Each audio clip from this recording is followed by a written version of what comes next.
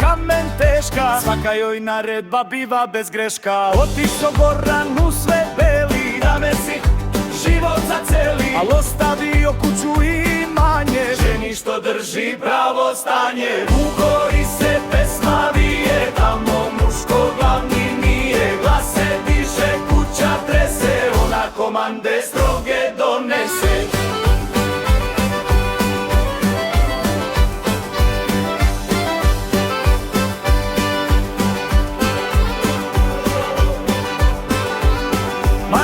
Na glavi u oku sjaj, tu je ženi glavni zavičaj. Kad ona vikne i vukovi ćute, ne smeš joj nikad stati na pute. Ona i kosi, ona i vodi, takva se snaga retko rodi. Muž se vrati, kapu skida, gleda u ženu s pola vida.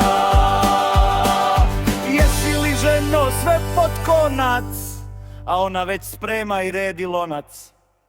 Sluša Goran, nema šta, njena je rečko sudbina, jer bez te žene i njene moći gora bi pala u mračne noći. U gori se pesma vije, tamo muško glavni nije, glas se diže, kuća trese, ona komande stroge donese.